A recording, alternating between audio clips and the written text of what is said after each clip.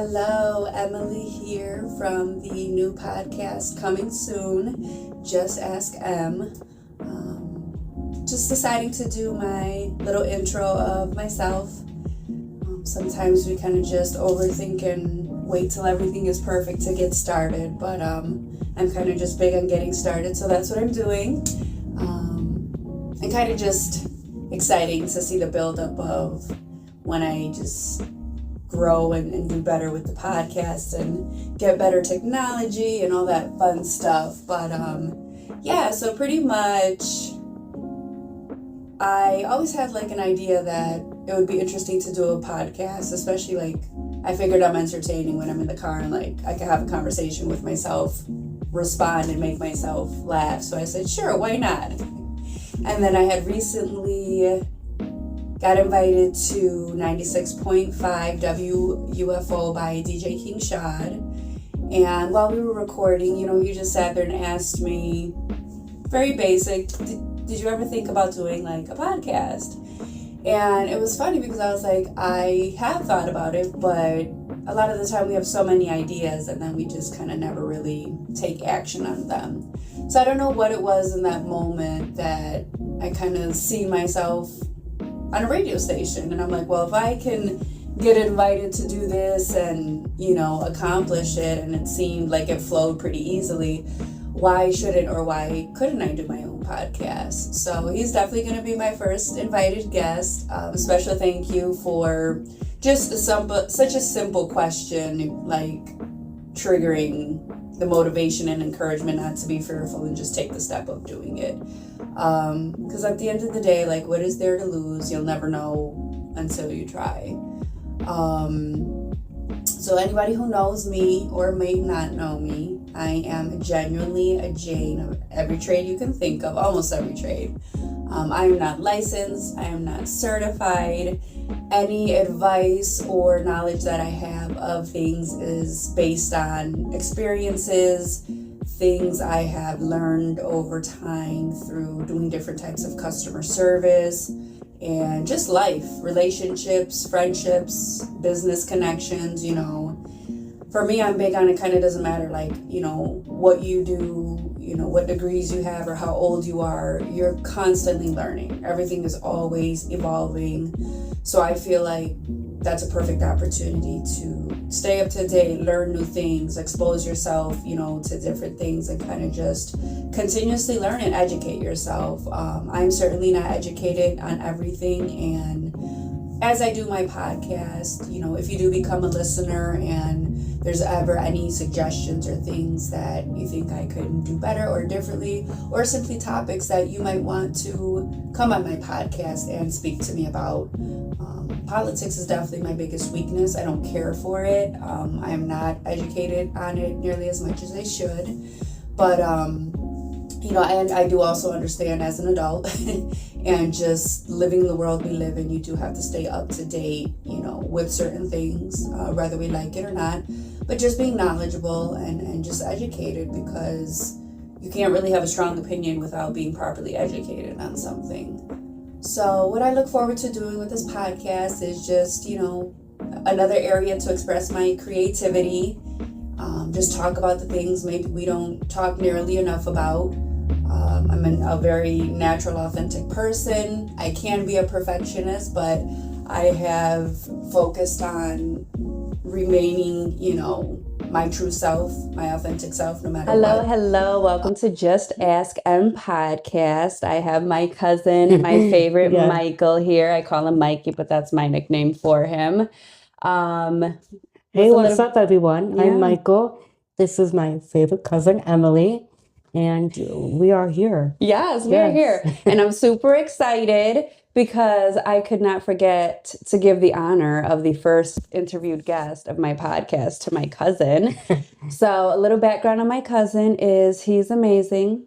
He does marketing currently for the office that he works for, but he has also made, all my 3 business logos? Yes. Yeah, so he's created all 3 of them from M's Escapes and Events. He created that logo, M's One Stop Shop, and my newest one, Just Ask Em. And he was creative enough to figure out a way to mirror it on the wall. What do we call that thing? A projector? A projector. Projector. Yes. Yeah, you know, this We is got not very fancy up in here because I know how Emily is. So this is the Yeah. one really behind the scenes who, you know, teaches me how to do all that fancy stuff. Yes, and I give her all my skills so she can do it on her own. Do what I It's do. all about networking and part. figuring out how we can utilize what we know and collaborate. Yes, absolutely. Yeah. So most of my business journey started in May of 2023. And this guy here, like, he's been helping me with all my crazy ideas. And when something pops in my head and I'm like, Mikey, can you do this?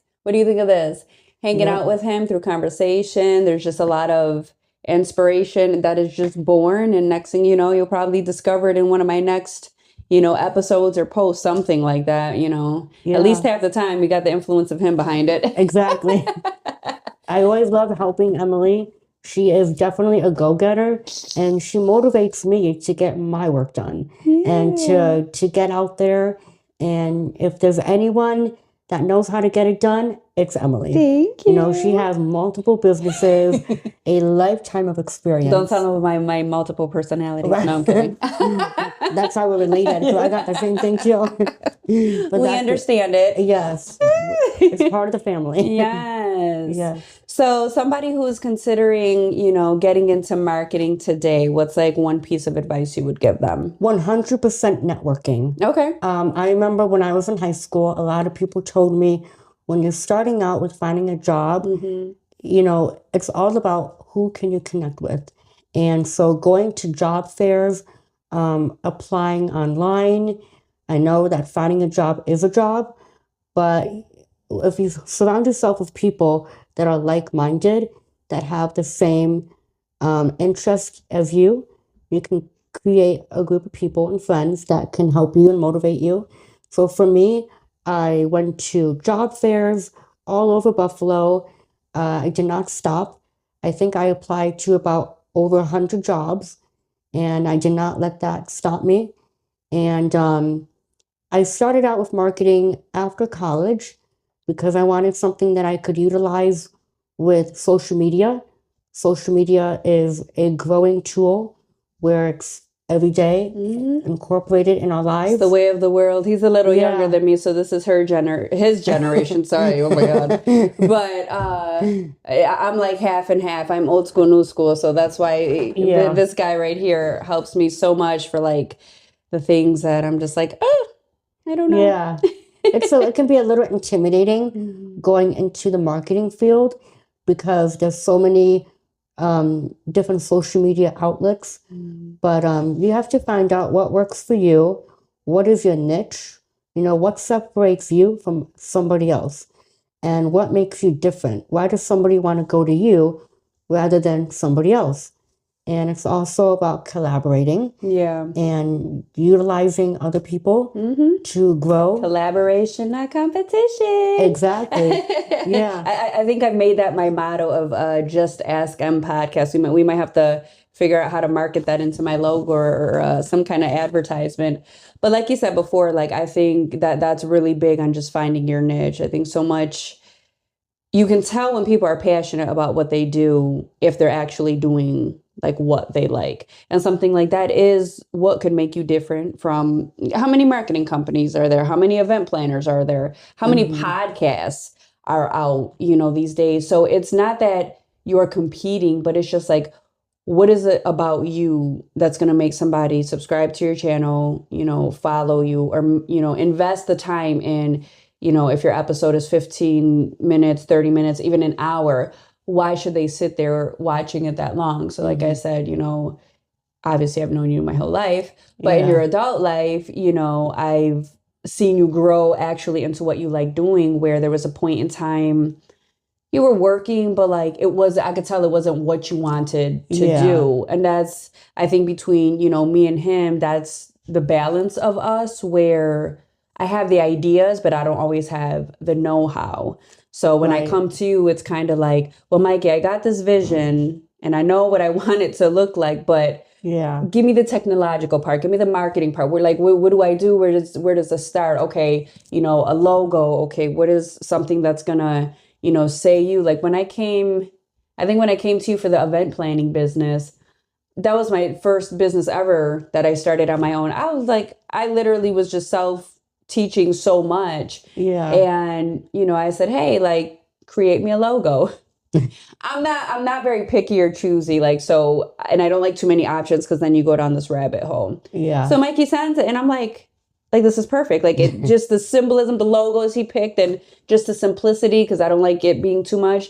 Like, you just understood what I wanted, but it was just enough to reflect my personality and just what my goal was with the event planning business. Joining me. Oh, thank you so much for taking the time to have me. It's an honor. Thank you. It's my honor. Super big on just, collaborating with local people in Buffalo, anything from DJ, to music, to and anything that somebody might be working on or what their day job is, or if it's something beneficial. Yeah. So we all do know you as DJ P Nasty, but first and foremost, who is David?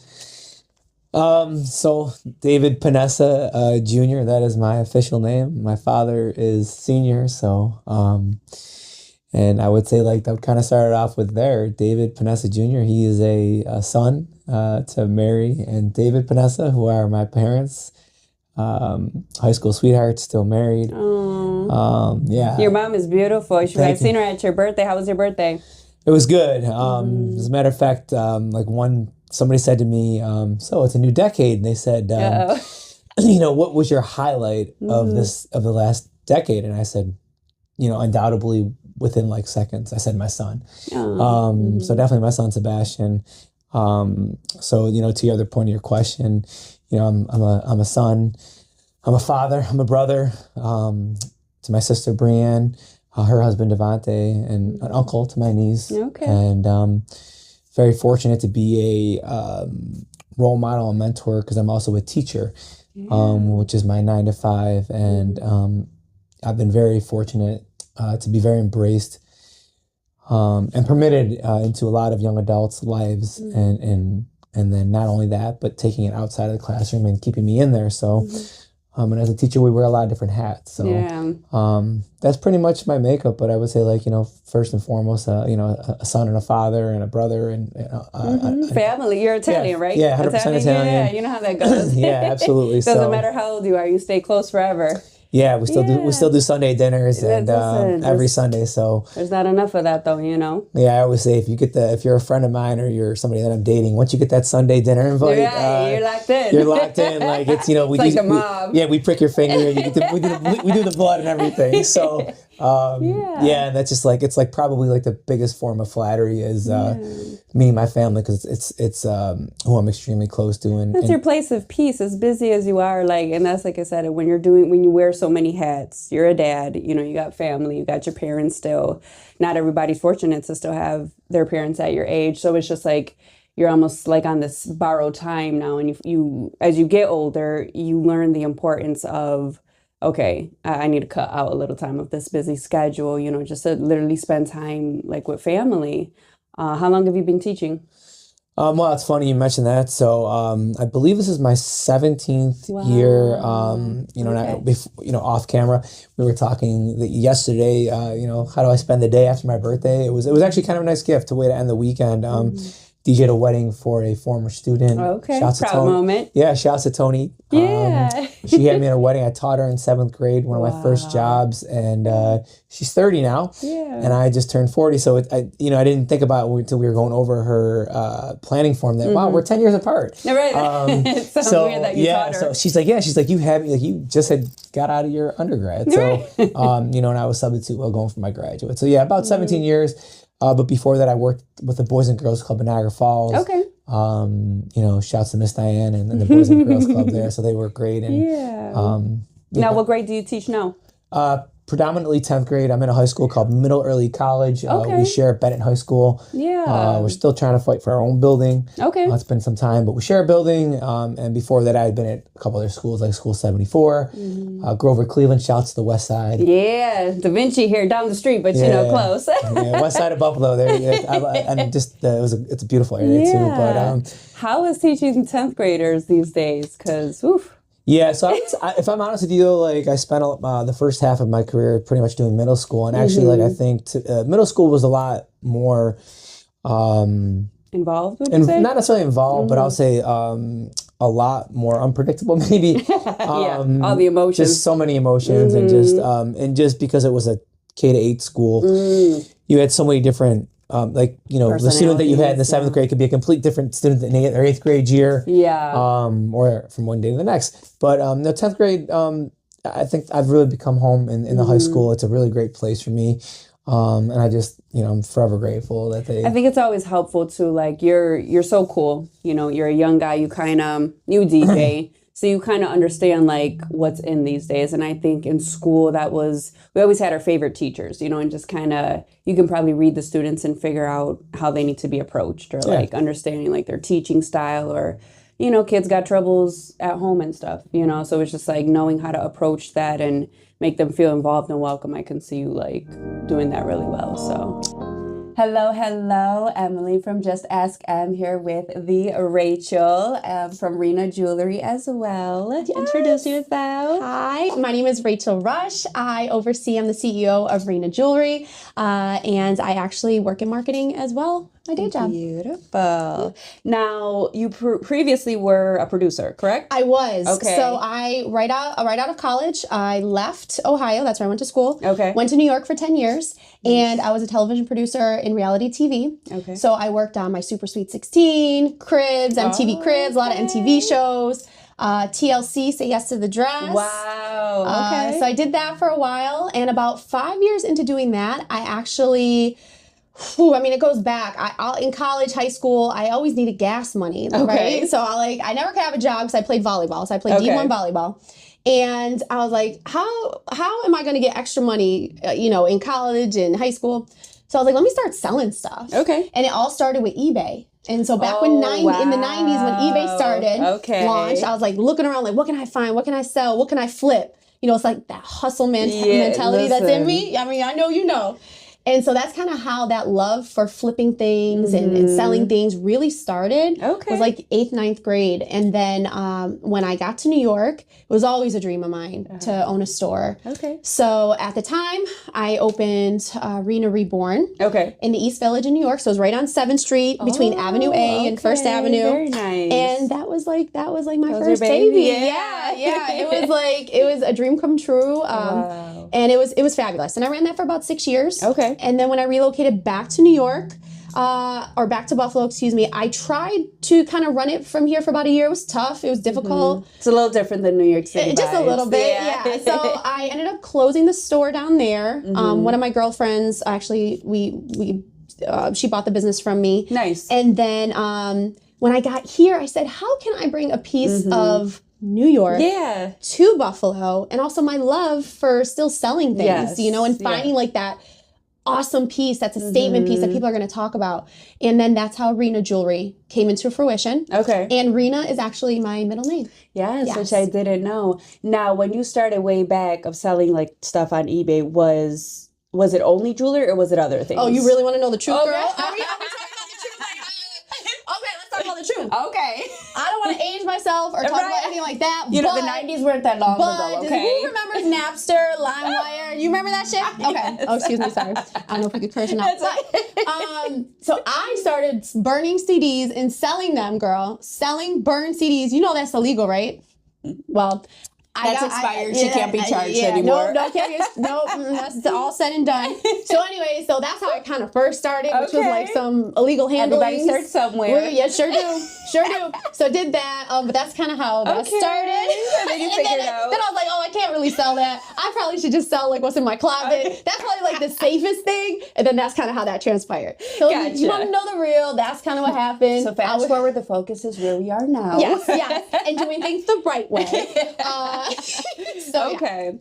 And then Rena, right? Rena. Yep. Rena Reborn in New York City. Was that jewelry as well? So it was everything. I had clothing, designer handbags, shoes, accessories. I had people who come in consign their items. Oh, okay. I also featured up and coming designers that were students at like FIT and NYU, and like students that really like were honing on hopefully one day making their stuff on the runway during like fashion week. And I had them sell their stuff in my store. Nice. So it was really nice to kind of see people also grow. One of my past friends who used to sell her ready-to-wear line in my store now has blown up. Really? It's called Pantora, and she does a bridal line. She has a store in Brooklyn and in LA, and she won like $1 million contest on it's some YouTube Like channel or something? yeah, it was like what to wear or something like that. But anyway, she won that. What not to wear? No, not No. What, I forget what it's called. Yeah, one of those. But like she won channels. something and Major. it was like went major. So it's like, and I messaged her and she literally humbled, like she was just like so humble. She's like, no, if it wasn't for you, you kind of like the clothes I was selling in your store got me to really what I wanted to do for my bridal store. Right. I was like, I'm over here congratulating you and well, that's the other thing. The rewarding feeling. Supporting women. Yeah. Like women supporting women, and a special shout out real quick. Miss Eye Candy, wearing Miss Eye Candy on the top. Very You have to nice. support our local businesses. It is so Yes. important. And support women owned businesses too. And also hoping for her to be a future podcast guest. Yes. So, like you Yes. said. Yes. But Eye Candy, right? Miss Eye Candy. That's Yes. on Allen Street? Yes, it Allen is. Street. Yes, go- it is. And she actually was, I want to say the second one on It's a Private Party. Yes, she was. They used her yes. boutique, right? Yep, absolutely. Yes. So, and that's what I'm saying. That's the amazing thing of like how that works. It's like Buffalo's so big, but so small. And like I said, in just a few seconds, you got Miss Eye Candy, you got It's Private Party. And that's just off the strength of, like you said, that energy, working together, utilizing Networking. resources within. Yes. Yeah. Hello, Emily with Just Ask Em here. I have the legend, Calvin Palmer, with me. Hola. Yeah, so normally I have like a little note card. You won't see me have that today because, he's really good at talking, so I won't have to do too much this time. But introduce yourself. My name is Calvin Palmer. Most people call me Cal. I am originally from Buffalo, New York. Go Bills. I am a musician. Amongst other things. Yeah, amongst other things. Most people know me as a musician, though. Been doing that professionally for about 30 years, but I've been playing usually 40. Just moved back to Buffalo. This year actually makes 10 years being back. Officially. Prior to that, I was living in Atlanta. We'll get more into that later. But Atlanta was my home for almost 20 years. But it's good being back in Buffalo. A lot of phenomenal changes here. Wonderful people, talented people, driven people. I see people on their grind and their hustle. And that, I love it. I love seeing people executing their ideas and chasing their dreams. So it's a good time to be alive here. Yeah, so he's obviously only 25 years old still. Yes.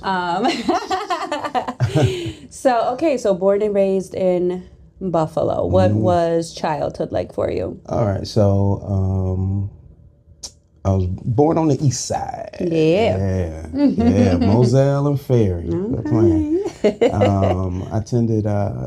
I attended St. Matthew's Catholic school. Really? Yeah. Unfortunately, they're not open anymore. Oh, it's like, okay. it's almost, it's sad to drive past it because it's like it's just a big abandoned church and nothing's happening there. So my dad, he worked at GM, which was, he used to walk and ride his bike to the plant.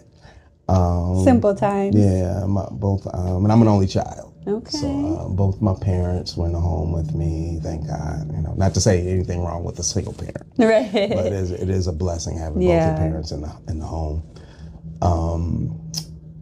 Very religious household, very religious, but not so staunch where it didn't allow you to be creative and be you, but it gave a phenomenal base and a foundation. So I gotta ask, you obviously identify yourself as Christian. How did a Catholic school come about? So my mom didn't want me going to public school. Okay. Yeah. So, and the fact that the school was right across the street, Well, okay. that made it even easier. My mom was a stay-home mom. They don't do that anymore these days. Pops balling out enough to where Women he just trying to gave be mama independent, mama a choice. Well, you can work if you want to work, but you don't have to work, baby. Brings back to those days. So right. So yeah. But see, with those days, it comes a different level of what's the word? Yeah, we don't like to use more submissive. No, That's okay. That's a whole nother Listen, show. Submissive That's another is show. not a bad thing. No, it's not. It's actually not. If you're holding it down, you know, if you're holding it down, you can call the shots without being, you know, overbearing or disrespectful to your partner. But yeah, so the school was right across the street. My cousins went there. Well, you know, my cousins. Yeah. We all went there. It was a family school, and it still gave. So there were smaller classrooms, of course, a lot more attention to the students. And when I actually did go to public school, I left. My last year there was because they only went to 8th grade. Okay. So when I got to 7th grade, I told my parents I wanted to go to public school, and they said, "Well, okay, that's what you want to do. That's fine." I'm sure that Good, you got the base there, though. Yeah, and I'm sure they appreciated not having to pay that tuition either. Right. 'Cause I remember my mom having me walk that check over $300 a month at that back in that time was a lot of money. Right. So after that, I attended Buffalo Traditional, which is now Performing Arts. But to circle back to your question, how me being a Christian, well, it's still the principles are still very much the same. The ritualistic dogmas and practices are different with Catholicism, but my mom, you know, my mom and my dad gave me enough of a foundation. I know what to take and what to leave. Yeah. You know what to sift through and hold on to, and then other parts are like, don't necessarily agree with that part, but I can connect with you on this part. And later in life, that allowed me to be able to communicate well with people, and at the same time be able to connect with people. You don't have to agree. We don't have to agree on everything. Yeah. But let's figure out where we do agree and build on that. Feeling so fine, dancing to the rhythm. What is happening? I'm from Just Ask. I'm here at Johnny D's. I have not only my last podcast guest, Kyle, but also Miss Naya. Say hi. Hello, everyone. Yes. We'll start with you, mamas. So I am Naya Massab. I do work for Buffalo Public Schools. I am a supervisor in the Office of DEI, and I am a supervisor of instructional programs for students. Okay, perfect. We'll dive a little more into that very fancy sentence in a little bit. As we know, Kyle is a financial advisor. Anything else fun and different from our episode that you like to say? No, not really. I'm sorry. It's okay. Men are usually, you're pretty simple. You're straightforward. That's right. It's what happens. Well, I would like to know because I did not. Yes. Yeah. Well, what's exciting about this is my first podcast table talk. What I love about my episodes is just the ideas and inspiration that come out of it. Because a lot of the time we have so many ideas, but it's like by the time you actually get them organized in your head, I feel like that happens through talking. So I feel like every time I do an episode, I come out with something new. And that something new was inspiration from you to be like, hey, you ever think about a talk thing? And I'm like, let's make it happen. Oh, let's go. Yeah. So, yeah. Buffalo Public Schools, you're a supervisor, financial advisor. I'm just a Jane of many trades. I have my Jamaican card specifically from her with everything I do. Yes. I'm grandfathered in.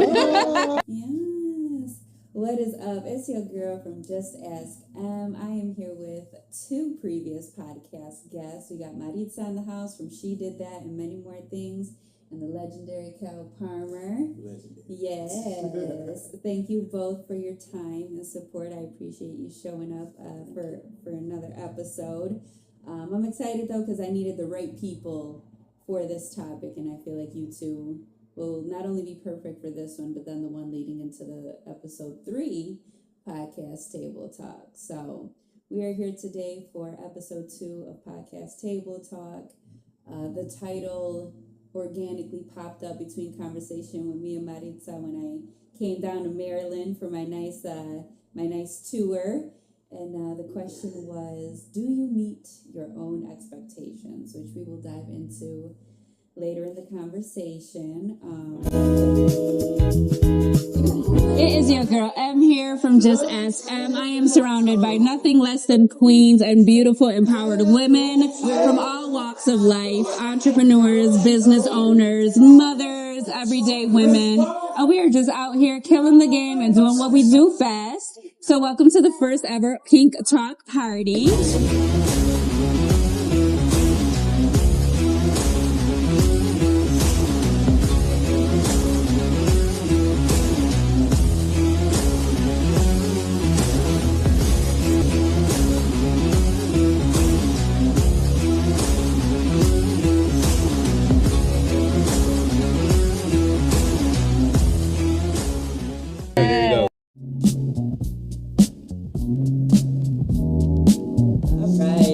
What is happening? It is your girl Am with Just Ask I am surrounded by an amazing group of people. Thank you everybody for joining me. We'll get into their small intro shortly. We are here at Mei Zhen, 47 Kenmore Avenue in Amherst. She is the fine dining of Chinese. And when I say Jane of many trades, I genuinely mean it. I used to personally serve here. And she's been in business 40 plus years. So if you are looking for great, authentic Chinese, Mei Zhen, 47 Kenmore Ave. If you order from the website, delivery fee is only $5 versus DoorDash. Go through Toast and get your points. Yes. So super grateful. This is kind of just, I just get creative ideas and then I dabble with them. But it's nice because it gives an opportunity to advertise different places as well as create content and do my podcast episodes. So this is a continuance in part 2 of part 1, Black Talk Party. Episode 3, and part 1 was regarding submission.